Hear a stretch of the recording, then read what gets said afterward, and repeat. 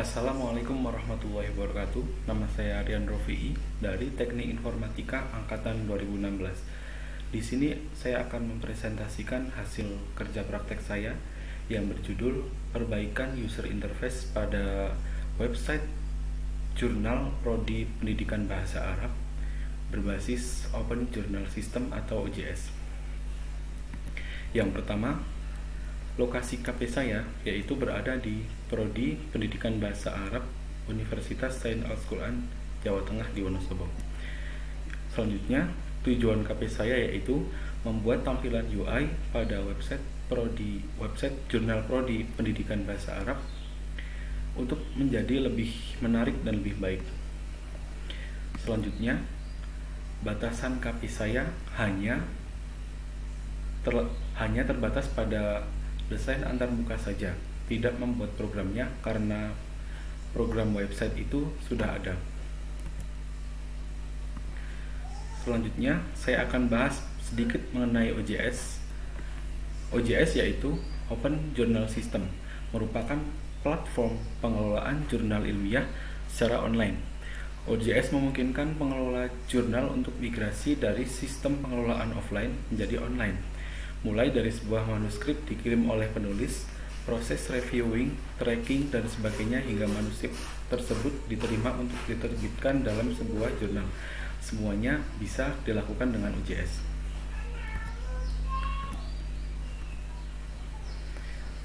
Sistem yang sedang berjalan. Pengelolaan dan penerbitan jurnal program studi pendidikan bahasa Arab menggunakan OJS ini merupakan sistem manajemen konten berbasis web yang dibuat untuk menangani keseluruhan proses manajemen publikasi ilmiah dari proses call for paper, peer review, hingga penerbitan jurnal dalam berbentuk online. Ada beberapa tahapan atau sistem yang telah berjalan, yaitu yang pertama, penerimaan naskah. Pada tahap ini, penulis melengkapi persyaratan pengiriman. Setelah itu, kemudian mengunggah naskah dan berkas pendukung. Setelah itu, mengisi metadata penulis dan naskah, kemudian melakukan konfirmasi pengiriman. Yang kedua yaitu distribusi naskah. Pada tahap distribusi naskah, editor menerima naskah yang telah diupload oleh penulis, memeriksa kelengkapan syarat naskah dan menunjuk editor bagian. Kemudian, editor bagian akan mengunggah naskah yang telah dihilangkan nama penulisnya. Editor bagian akan menunjuk reviewer dan memilih formulir review yang sesuai dengan kategori naskah. Yang selanjutnya, nomor 3, yaitu pemeriksaan naskah. Pada tahap pemeriksaan naskah, reviewer berhak setuju atau tidak setuju untuk mereview. Jika setuju, maka reviewer akan mengunduh naskah dan melakukan review naskah, kemudian memasukkan data hasil review di formulir review. Reviewer akan mengunggah naskah hasil review dan mengirim rekomendasi hasil review. Editor akan melihat hasil review dan rekomendasi reviewer, memilih keputusan editor, memberitahu keputusan editor kepada penulis, dan mengunggah naskah yang perlu direvisi. Selanjutnya yaitu penyuntingan naskah. Pada tahap ini, copy editor akan mengunduh naskah dari editor bagian, melakukan edit awal, dan mengunggah naskah hasil copy edit awal. Setelah itu, pada tahap 5 yaitu penerbitan jurnal. Pada tahapan penerbitan jurnal, editor memilih edisi yang akan diterbitkan dan mengarsipkan naskah yang tidak akan diterbitkan. Penulis melihat naskah yang telah diterbitkan dalam jendela arsip. Pembaca melihat daftar isi edisi sekarang dan melihat abstrak untuk mengunduh full teksnya. Selanjutnya, analisis sistem.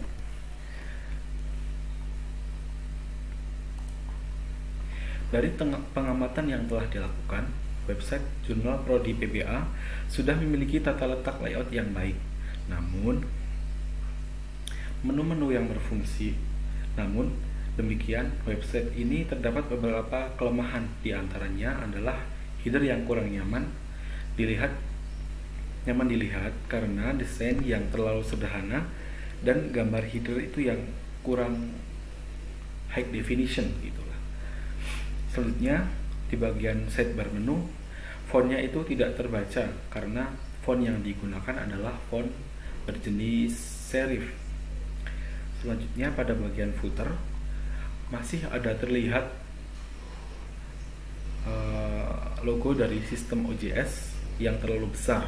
Selain itu, pemilihan font yang terletak pada bagian konten kurang bagus untuk digunakan, sehingga terkesan kaku. Untuk pembahasan masalah desain antarmuka pada website jurnal Prodi PBA saat ini masih perlu perbaikan. Perancangan desain perbaikan sistem ini mengacu pada kebutuhan pengguna yang dihubungkan dengan permasalahan yang telah ditentukan. Berdasarkan analisis yang telah dilakukan, ada beberapa permasalahan terkait desain antarmuka, yaitu perbaikan seperti header, sidebar, dan footer. Selanjutnya, aspek perancangan UI. Di sini saya akan menjelaskan tentang aspek perancangan UI. Ada 4, yaitu yang pertama desain antarmuka, yang kedua pemilihan warna, yang ketiga desain interaksi, dan keempat pemilihan typeface. Yang pertama, desain antarmuka.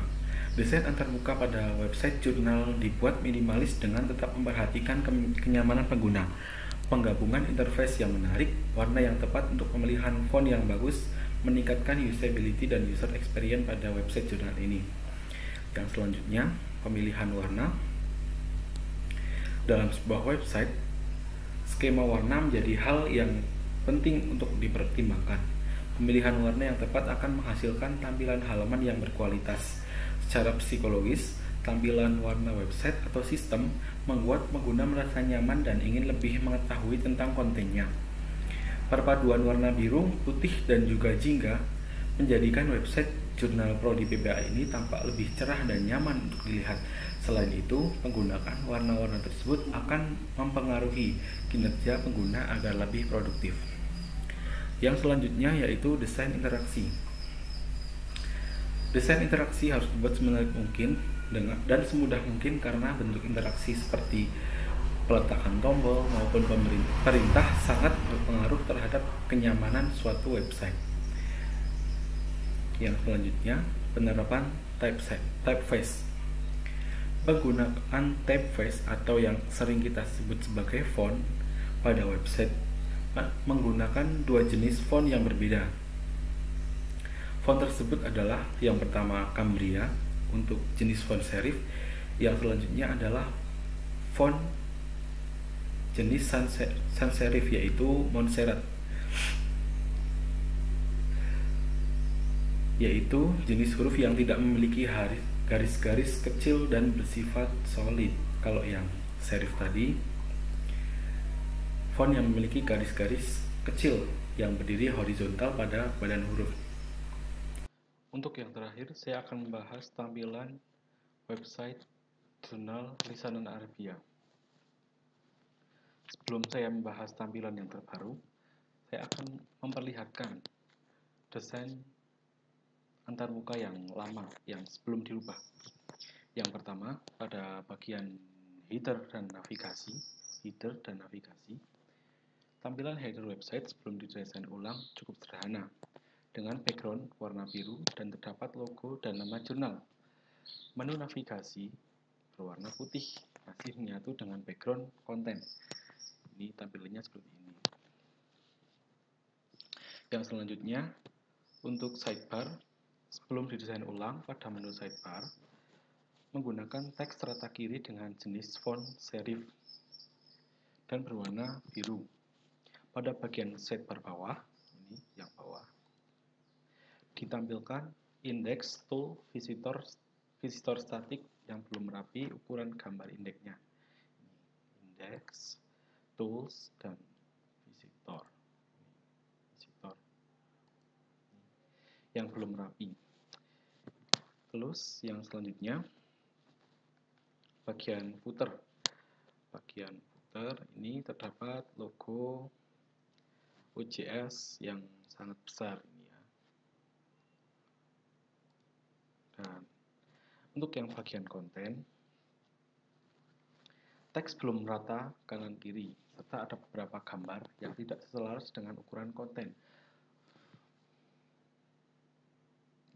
Untuk yang setelah didesain ulang, hasilnya menjadi seperti ini. Pada bagian header, lebih nyaman dilihat, walaupun warnanya tetap pada warna utama, yaitu warna biru, dan posisi logo itu berada di tengah. Nama dengan adanya logo, nama jurnal, nama kampus, nomor ISSN, dan ada motif belakang dari logo yang memperindah, lebih memperindah headernya. Setelah itu, pada menu bar ini ya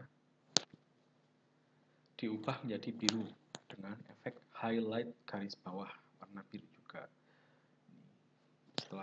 Selanjutnya untuk sidebar juga sudah berubah, tadinya warna putih seperti ini, sekarang menjadi sudah berwarna biru dengan tulisan putih dan ada efek highlightnya ketika kita meletakkan kursor di atas menu sidebar.